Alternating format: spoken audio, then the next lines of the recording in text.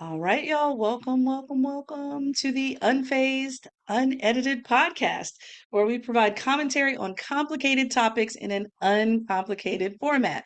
I'm Dr. Shaunna Payne Gold. I go by she, her, hers pronouns. And again, we greet you on Black History Month. Yes, we still have more stuff to gripe, complain, think, talk about here. But I'm here with my friend, Dr. Lisa Ingerfield. How are you doing? I am doing good, and this time I should ask you about snow because didn't the East Coast get hammered with a massive nor'easter or however it said Oh, yeah. this last couple of days? Oh, yeah, for sure. It kind of trickled down from Boston, which had already sent out an alert saying, hey, stay at home, no school, that type of thing. So the mayor had already announced that. And then in Baltimore specifically, they said, okay, 2 hours late. So it got progressively better. So I had some big old snowflakes as I was dropping the boys off at school. And then sun came out. It was blue skies by lunchtime, like nothing ever happened. So, welcome to Maryland, where you can have at least three seasons in one day. So, yeah, it was a interesting day, interesting week. But it's February, right? I mean, February always Yep. gets a little finicky. Mm-hmm. So here we are. And then even my parents, I was getting like plenty of snow coming down. I talked to my parents in Southern Virginia. We're great. I had to put my shades on to drive to go get my coffee this morning. I'm like, what? So yeah, interesting Eastern corridor. But Mm-hmm. anyway, Mm-hmm. we are still in February, Black History Month. And last episode, y'all know I had my soapbox, and I have yet another soapbox, y'all. Let me just share with you. So, as somebody who is an educator in my own right, obviously, I think about what my kids are being taught, and I'm thinking about who's teaching it, how they're teaching it, what constraints they're in. I'm thinking about all that stuff all the time. So, the last week of January or so, I asked the boys, hey boys, have y'all gotten a Black History Month assignment for February? And I'm thinking that would make a lot of sense because they were just out of school for what?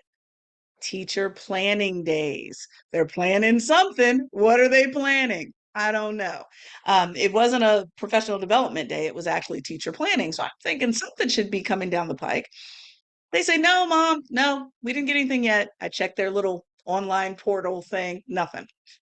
So now we're into what, the second week of February, and Trey, my oldest, who's in seventh grade, has a worksheet, an assignment, a homework assignment that's very similar to all the other homework assignments he's had for the last 2 quarters on Jackie Robinson, right?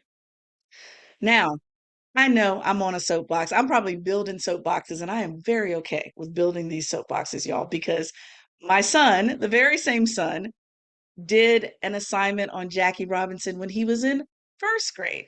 He's been to Baltimore to Camden Yards. He's seen the Big 42. He's gone to the Blacksonian here in DC to go see the actual statue, life-size statue of Jackie Robinson and all he's done and all those things.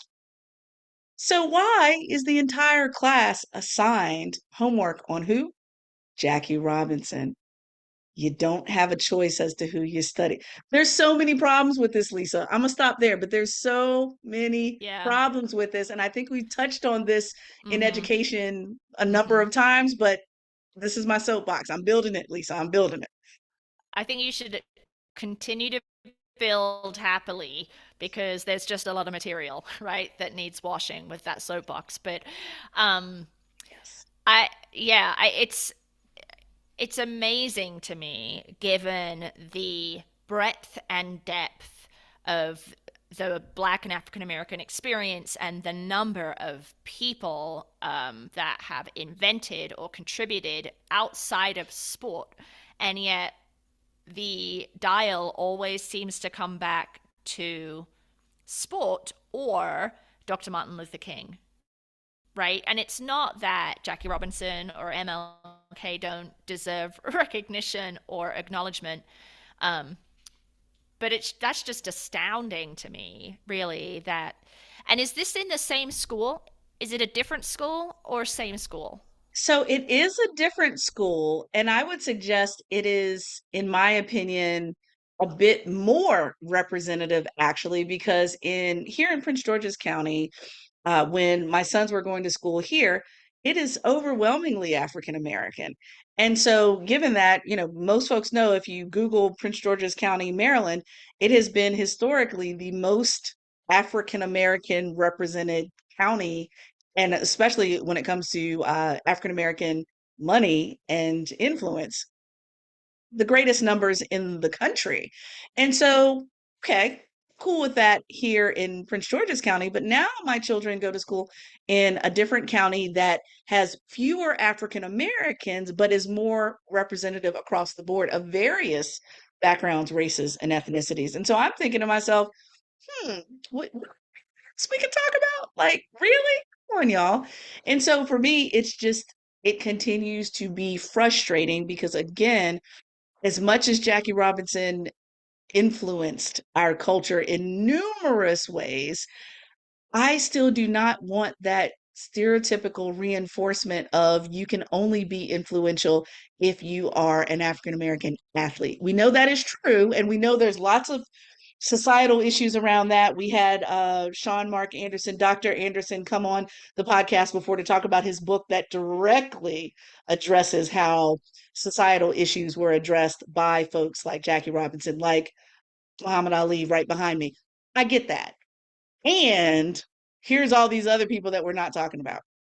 Why are we not talking about Black scientists, Black mathematicians, Black educators, Black architects, Black farmers, all the blackety blackness in the world? Why are we not talking about that? But we kind of relegate it to this very small lane. And I know part of it is the frustration of we've studied this person before, but the other portion of this kind of connects back to our last episode is that it does feel like it is less intentional, very flippant, very trite.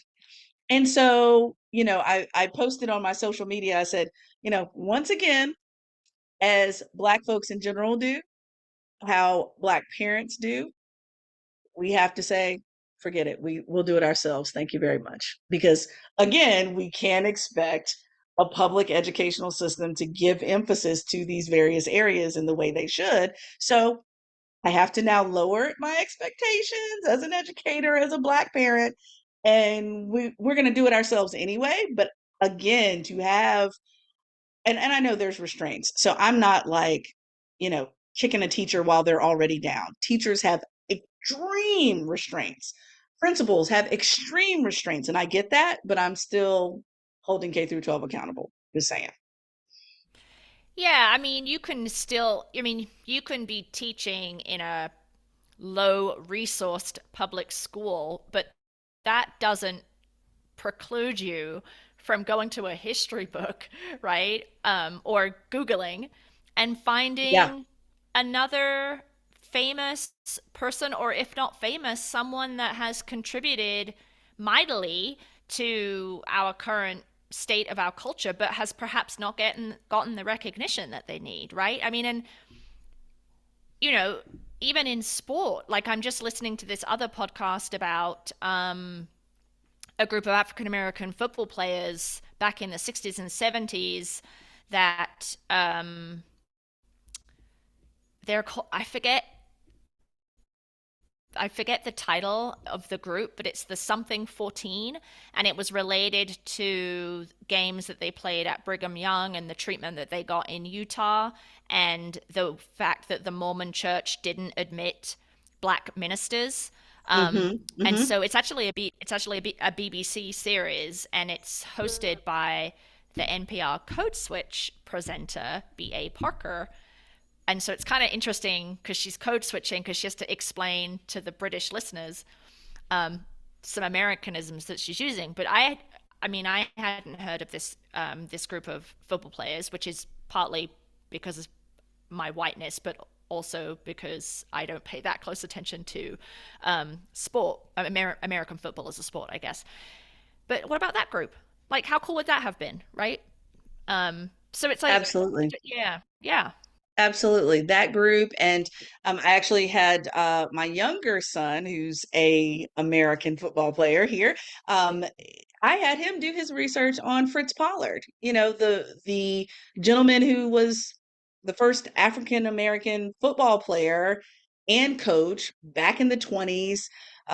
Eventually, everybody talks about Deion Sanders. It seems like this was the person to be following before Deion. Like if you thought he was impressive, and he ended up being later on a coach at Howard University right here in the DMV area. Well, those are interesting stories because it talks about a number of intersections, like, how he was, training athletes in the Army, particularly. And of course, this is when our military was still segregated, for example. So, being a coach at Hampton University, being a coach at Howard, both historically Black colleges and universities, all of that kind of pulls together a number of different things that aren't often talked about. Talking about sport and being the first, talking about history, because you have to think about that against the backdrop of military war, the segregation in education and in the military. There's just a number of things to talk about there. And it just never seems like it ever gets more complex than what I call the usual Black folk. The usual Black folks, like you Right. just mentioned, Yeah. that's what is Yeah. such a frustrating piece of the puzzle. It's lazy, isn't it? It's just lazy.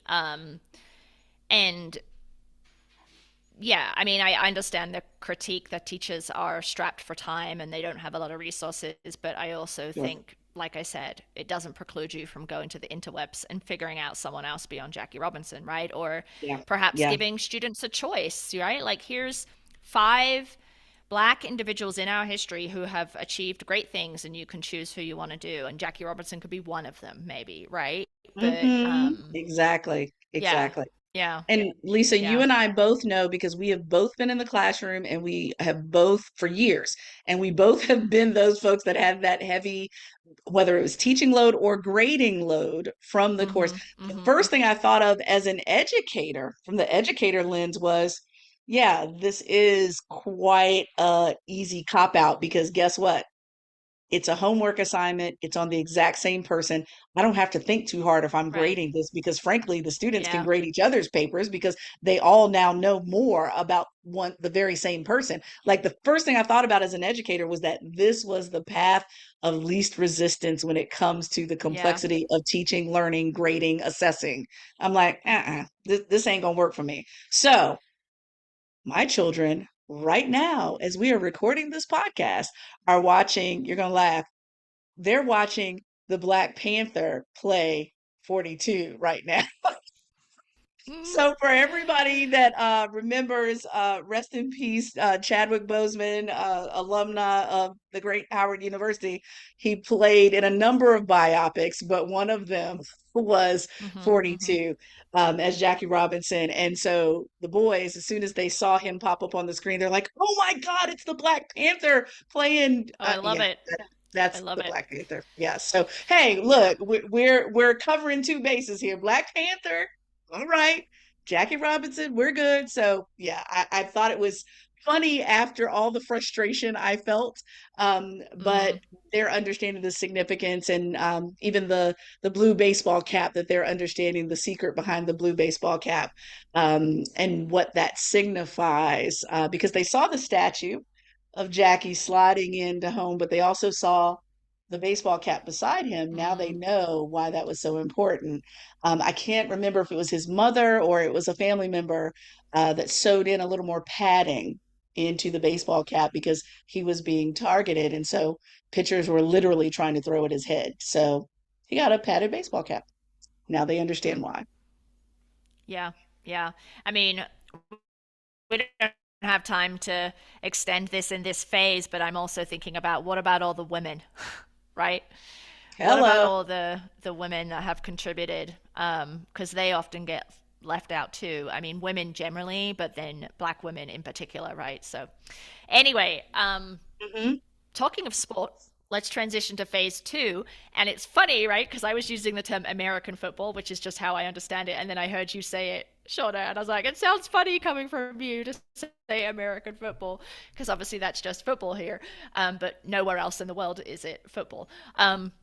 And so the Super Bowl happened this past week. And I thought this would be a good thing just to touch on in this phase because there's a lot with the NFL when it comes to diversity, equity, and inclusion, or perhaps a lack thereof, right? And a couple of thoughts that I had were that I thought it was pretty interesting, and I'm not sure if it was coincidental, accidentally on purpose, that Beyonce had that really fun Verizon commercial and then also announced the launch of her new album during a Super Bowl where people were all in a frenzy and a tiz because Taylor Swift was going to be there, or would she get back from Japan in time so that she could watch the Super Bowl, right? And we know that Beyonce has lost out on several Grammys for Album of the Year to Taylor Swift. And that's a contentious problem, right? That she's not being recognized in that way. And so I just thought it was kind of interesting that she announces her new album at a Super Bowl where Taylor Swift is Yes. at, and everyone's all like, Taylor, Taylor, Taylor, right? And so Mhm. I kind of think maybe that wasn't accidentally on purpose, but maybe not. I don't know. No, I love that. And you know what? A lot of the listeners, I don't even know if I've shared this ever before in any of our podcasts, but in undergrad, I was a marketing major in undergrad, and literally the only thing that kept me interested in marketing in undergrad was that I wanted to produce Super Bowl commercials. That's literally the only thing. Didn't know anything about American football and nothing about the NFL, none of that stuff. I just wanted to produce commercials. And so I've watched them for years. And so for someone like you and I, Lisa, who are not diehard Beyonce fans, are not diehard Taylor Swift fans, and I'm sitting there, watching the commercial, and I'm like, oh, it's her. I'd heard some rumblings that she might have a commercial, and there it was. And like in the last 2 seconds, Beyonce says something to the effect of, "Yeah, I think they're ready for another album. They're ready for some new music, something like that." And so I literally didn't flinch, didn't move, kept on sipping my little drink and having my snacks. And then it dawns on me, did she say new music? And so the business brain in me starts ticking like, hold up, let me go be nosy real quick and see what's going on. Immediately, the strategy starts kicking in. So, the commercial, and then our Instagram she posted, and then I'm looking at the comments underneath saying, oh my God, let's run to title. Where's the music? Everybody's looking for the music. What I understand, I don't understand all the streaming platforms, but from what I understand, Tidal monopolizes her music. And so given that the only place you're going to find it is there, and so everybody's running there, like this frenzy is going on, which I find so interesting. So it's like, from what we all see, Taylor and Beyonce are friends, good friends apparently, but yet it always seems like, okay, it's the vying for the top position on things. So like, Taylor announces her new album at the Grammys as she's receiving one of the Grammys that she got. Switcheroony. Now we're at the Super Bowl, and Beyonce is at the Super Bowl because the camera panned over there. And she also announces her, like, it's always this vying back and forth, which I find Yeah. interesting. And so sometimes Yeah. I wonder, are they being pitted against each other, which then becomes another problem amongst women? Yeah. I don't know. Yeah. I do think there's some of that happening in the culture. I mean, I actually didn't know that they were friends. But, it's so unsurprising to me that two powerful, famous women would be pitted against each other because of this kind of cultural norm that we have come to accept of scarcity for women at the quote unquote top, right? And that there's just not room for more than one or two. Hmm. And so you have these two megastars. And so it couldn't possibly be that they could be there together, friendly, warmly, in support of each other. There has to be some tension between them. And I guess I just played into that, didn't I, with my whole like Super Bowl commercial at the Super Bowl that Taylor Swift was going to be at. But it is probably driven by a culture of scarcity. And what does it mean to have more than Hmm. one powerful woman, at the top of the music industry? Hmm. Well, and even the switcheroo with, I believe Taylor came from the country genre over to pop, and now Beyonce is going from her usual, genre now into country, which, she's from Houston, Texas, so that kind of makes sense. And so even that switcheroo is like, are they playing Ring Around the Rosie? I mean, what's going on here where they're just literally switching lives in lots of ways, I think is really interesting. But also, I think there's so many problems with the NFL overall that this just continues to highlight more and more things, even with that backdrop, because that's going on. I was really interested in the Walter Payton Award, which I follow every single year, and I thought it was incredible that Damar Hamlin, who literally plays for the Buffalo Bills, literally came back to life and did not win that award, which I find very interesting, or at least comeback player of the year. Something that the man made millions overnight due to his unfortunate, health scare, and then gives it all away. And all of that is interesting. Um, and then, of course, my favorite, let me add another Black History soapbox, y'all. Lift Every Voice and Sing was sung at the opening, opening ceremonies, if you will, of the Super Bowl. And, you pan around and you see the disdain of white folks that are like, oh, here we go. And I just found that so expected. Nothing about it surprised me, yet at the same time, I'm like, yeah, we're going to keep on singing it, even though the NFL is fickle because Colin Kaepernick is still not on anybody's field.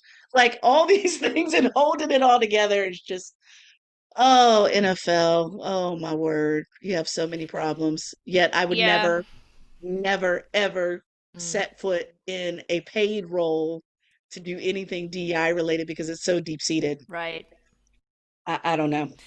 Yeah, I struggle with the NFL a lot. I used to be really into it when I first came to the US because it was the American thing to do. Once I learned the game, which took quite some time to understand it, I was all in, and I had Broncos season tickets for a while. Um, but I just got tired of their hypocrisy, right? And the ways in which wealthy white men, predominantly as owners, exploited young black men who may not have even finished college, and then the ways in which cheerleaders are treated in the NFL, the ways in which domestic violence and sexual assault are not infrequent occurrences, and then players are not held accountable for those behaviors. I mean, there's several examples of that over the last 10, 15 years, right? And so I just was like, where am I putting my money, right? So I stopped with the season tickets, and I haven't been to a game in years, and I won't spend that kind of money. I mean, and these Super Bowl tickets were $9,000 being resold, right? And you were telling me that the boxes are even Ridiculous. unaffordable for people who are very wealthy. Like, it's just so exploitative. And then, yeah, so I just have a lot of problems with it, even though I can appreciate the game. Yeah, and my next concern with the NFL, which we won't have time to dive deeply into, but maybe we can flag this for another podcast in particular, but one of actually the most profound commercial that I enjoyed as my marketing brain started ticking was the NFL Africa commercial, actually, where I'll drop the link in the show notes and you can take a look at it, Lisa. But it was a commercial where it was a young boy in a village and he had dreams of playing in the NFL. And so I don't know if you saw that one or not or anywhere, but they had actual NFL players in uniform running around through this marketplace trying to, kind of make his dream come to life, if you will. And he starts to talk to one of the players, and the player's like, "Yeah, of course you can do this." And the player then says, I'm not real, but you can do this, right? And so it just follows his dream until finally he gets to a practice field where they're actually playing and he can see what he can be. That to me is extremely interesting because once again, it gives me Black Panther vibes, right? It's like, wait a minute. I don't want anyone exploiting any African country, the young people there, and the resources that can possibly be there depending on where you are on the continent. That gave me chills in a couple of different ways because I love putting emphasis on a Black boy's dreams and what they want to accomplish, but yet at the same time I'm like, don't let them colonizers up in there. No, ma'am. No, no, do not let them. So like my brain is going in two directions as I'm watching this commercial, and I'm like, oh my, who did they consult Mm, with to make this commercial? This gives me the, yeah, yeah, it makes me feel weird right now. So anyway, all that interesting. to say, Lisa, we have much more to tussle with around the NFL broadly, Hmm. and I Hmm. watch it a lot of the time so I can critique it. Um, Yet at the same time, these attributes, I'm concerned because oh, there's so many warts on that frog. Yet I also understand how it Yeah. has really assisted Black men into at least chipping into certain echelons that they might not have otherwise, and creating Hmm. generational wealth for their families, their children, access, all those things that are positives for my community, but yet at the same time, at what expense for real? Oh, I don't Yeah, know. yes, definitely a double-edged sword. And you know what you made me think of is I forget what it's called now, and I know that we're about to transition to phase three, but is it the combine or something where they essentially have all of the young players parade Yes, around and a lot of, yes, and at least a couple of black players have commented how it felt like a slave market or in the ways in which yes, historically, yeah. And I think we may have talked yes, about that before on our podcast, but yeah, I mean, it's not uncomplicated to like the NFL. It isn't. So, all right. absolutely. Well, let's leave that phase there and move to a lighter note for phase three. So, what have you got for us, Shauna? Oh, yes. So, since we were already talking about Super Bowl commercials, there was one that I wasn't even paying attention to the TV at that time. I was doing something else, and I heard, from the Annie musical, It's a Hard Knock Life start playing, right? And this is the original Hard Knock Life, not Jay-Z's version, y'all, okay? And so, Hard Knock Life starts playing. And so, I stop what I'm doing and I look at the screen, and it was amazing. I'm going to have to drop the link in the show notes for this one as well, because the entire commercial was again a Dove campaign around keeping girls in the game, knowing that body confidence is horrible, y'all. It's the number one reason why girls drop out of sport, especially during those ages of between 11 and 17. And so, given that, especially as someone who has always been affected by body confidence, rethinking the body, all those things, and coming to any form of athleticism much later on in life, to me, I'm like, whoa, this Dove usually does a pretty great job at most campaigns when it comes to inclusivity, because remember they had the Crown Act campaign before, and now this one. They've had multiple campaigns, but those are the top two that I remember. But once you look at that research showing that 45% of girls drop out of sport due to specifically body confidence, and then you bring big names in to support keeping girls in sport, my brain goes to Kobe, frankly, Lisa, in that if he were still with us, something tells me that he probably would connect with this particular campaign because he has all those daughters, and the Gianna, rest her soul, was an athlete as well, as a basketball player. And so they brought in all of these celebrities to support this campaign. Kylie Kelsey, we were just talking about the Kelseys previously, but Kylie Kelsey in her own right was a field hockey player. She is now married to Philadelphia Eagles center Jason Kelsey, but she was a field hockey player in her own right. And now Dove is doing a great job of bringing her in, Steve Young and his daughter, Serena Williams, and all of these folks. And we know, Lisa, you and I have talked on multiple episodes about the inequity around Serena's body and body image before. And so she just feels like such the good person now with two daughters as well to talk about these issues. And so this is a really Yeah. cool campaign, and Yeah. I can't wait to kind of dive into some of those resources. Lisa, I know that Safe Sport has its own curriculum, but something in me says that this type of stuff should rise to that level as well, given these numbers. But it looks like an incredible campaign. Yeah, I mean, Dove has always been pretty reliable when it comes to pointing out the discrepancies between young boys and young girls, cisgender young boys and young girls when they're growing, right? I mean, they had a campaign a few years back related to science, and there was this young girl who was really into planets, and then like they kind of showed her growing, and then she like put the planets in the trash or something, and you saw her like looking in the mirror putting on lipstick.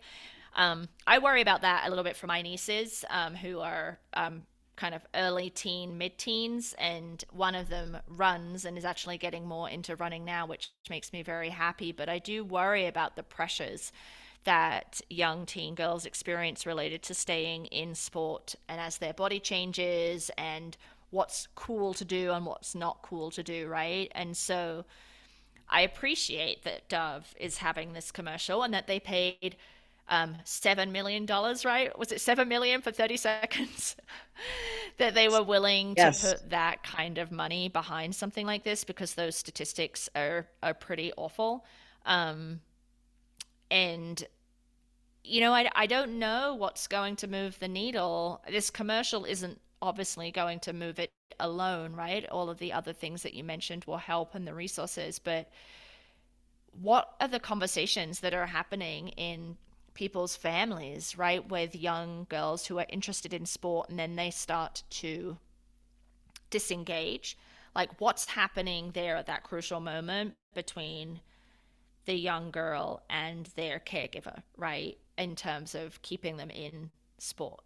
I mean, obviously, Shawnee, you have two boys, so it's a little hard for you to say, but maybe you have friends who have young girls, right? And so how can we influence that, even if we don't have young girls in our lives ourselves, right? Yeah. Well, I do remember now, let's not age Shauna here at all, but I'm just giving you my experience being a girl that was not in sport at the time.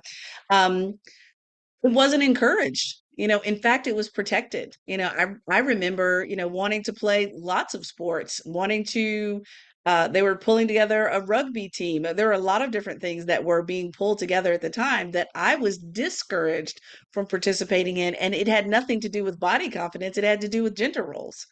And so, I obviously that's one big piece of the puzzle. So I wasn't encouraged in that way to do those types of things.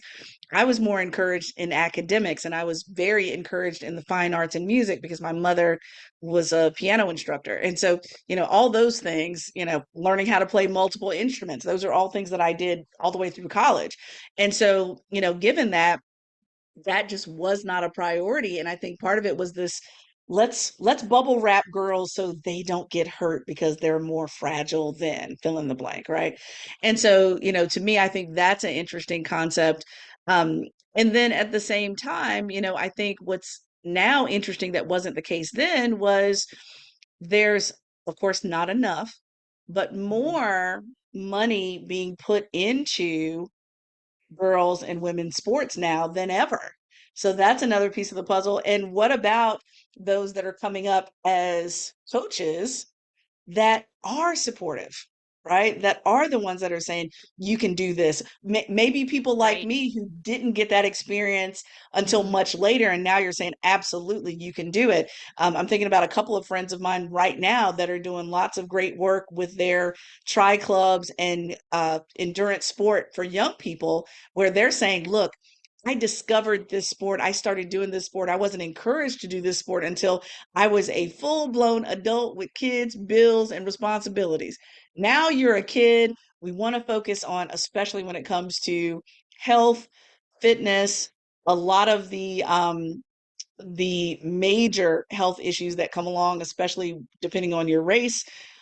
All of that can be combated with youth sports. And so now there are other reasons as to support it in ways that it was not the case when I was young. So, yeah, I think there's a lot to it. I'm always a big fan of those that want to coach young girls and women because I think it brings a completely different dynamic to it. But yeah, I wish there was a campaign like Mm, this when I was younger yeah. with the visuals of those people because nobody said go run. Nobody said do any of that stuff. We were completely discouraged from a lot of that, other than what you mentioned, Mm, cheerleading, which was not a sport. Now we all know it right. is, but I'm just saying it was Yeah. not a sport when I was, when I was younger and in K through 12. So all of those social Mm. um, walls and barriers to sport, yeah, they still exist, but I think the walls are much lower than they were when I was younger. They're still there, but not as high. Yeah, they're not as high, and but the body confidence piece, right? Like you could have no wall, right? But if you are not feeling confident in your body and you're not receiving positive reinforcement and you are, Right, right. like your doctor or your parent or your friend is making fun of your body, well, not, I mean, kids make fun of each other, and so do some parents make fun of their kids. But even in not doesn't have to be as explicit as that, right? It could just be like, well, maybe you shouldn't have that muffin, right? Or it could be things like that that are pretty subtle, but they send a very strong message. I think that there's like a little bit of a symbiotic relationship between access, gender roles, and body image or body confidence, right? Like, I don't think they're operating independently of each other because the lack of access is because girls shouldn't play sport because they're fragile, right? And girls need to look pretty and be quiet and, And not sweat. yeah, and not sweat, right? And so then no girls want to play sports, and so there's no access, right? And so it all connects. And the whole body confidence piece is also reinforced by girls are weaker than boys, which isn't universally true, right? Um, yeah, Kendrick, say yeah. hi. Hello. This Hey. this is the unedited part, y'all. My American football player, my lacrosse player, my swimmer, and all the things. All He the he's things. not going to be one of those people like you mentioned, Lisa, that's going to be discouraged from this because it's all masculinized, sweat, etc., all those things.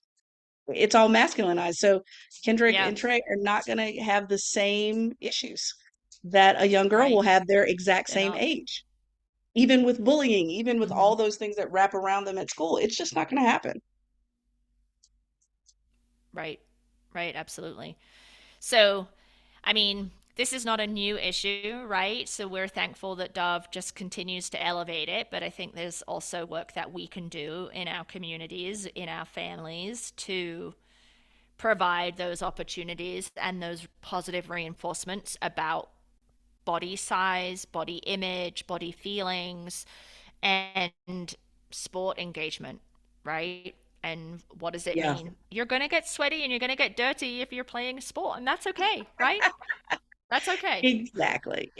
Yeah. Exactly. Not discouraging that and, thinking about all the other skills that one gets as a result of it. I mean, even as an adult in sport, once I went into everything, running, triathlon, Mm-hmm. etc., as an Mm-hmm. adult, it still changed my body confidence for the better and my confidence in other areas of life for the better. So, and that's as a full grown Right. adult. So I'm just imagining Yeah. how exponentially that would have been more or better as a young person had I Mm-hmm. been able to start earlier. So I think what Dove is doing is fantastic. And I haven't gotten a chance, Lisa, to look through the resources, but I'm excited to look through those because it seems as if they're trying to equip the coaches in such a way that they can wrap around young people and be more supportive. So, super Yeah. excited about looking through those resources to see what they have. And coaches, if we have coaches listening to this podcast right now, go check out the Dove link in the show notes. Mm-hmm.